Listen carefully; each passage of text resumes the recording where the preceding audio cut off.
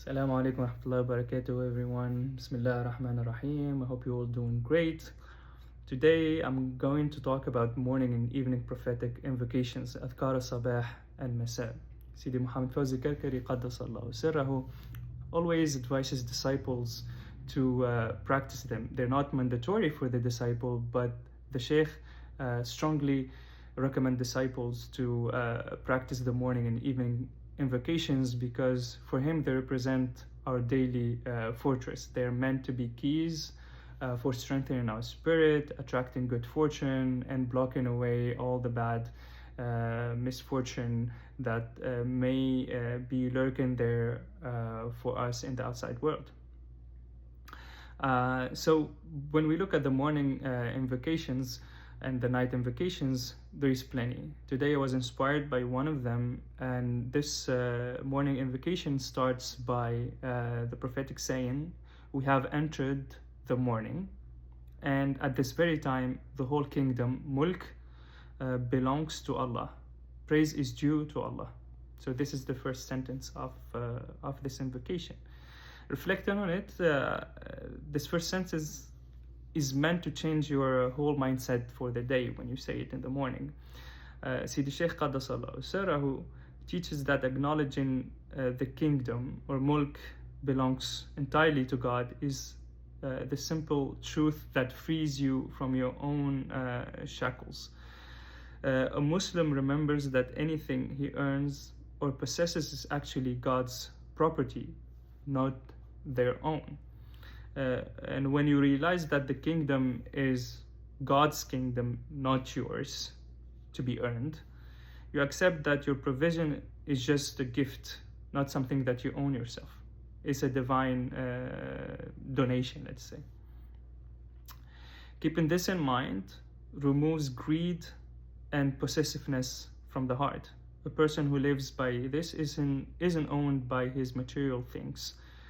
They know that they belong to God, so they are property themselves. So it becomes easy for them to accept what comes. They are grateful when provision arrives, but they stay calm when things are little and when they go away, or even if they accidentally lose something, because they know the owner never lost anything. It simply returned to the king, to the Lord, the true proprietor of the thing. But then when we get, that's when we move to the second part, or the second sentence of the invocation. The Prophet says, "My Lord, I seek refuge in you from laziness and from the evil of old age." Sidi Shaykh Qaddasallahu Sirrahu gives very practical teachings on what laziness or kasal represent. Usually he explains that laziness has two sides. There is first physical laziness. He teaches that a believer cannot be passive. They must seek to work hard, be achievers, and contribute to the world. They can't just hide, and they can't just be lazy or a burden on someone else. But secondly, laziness refers to spiritual laziness. This is when a person gets so drawn into the world and their work that they become too lazy or distracted to remember God, Allah, while doing it.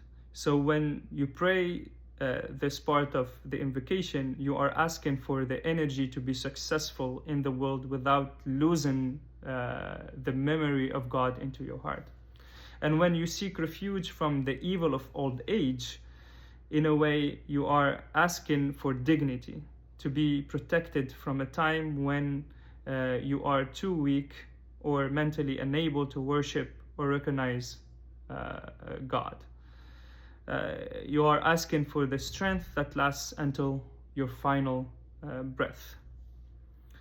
And then the invocation says, "My Lord, I seek refuge in you from the torment in the fire and the torment in the grave."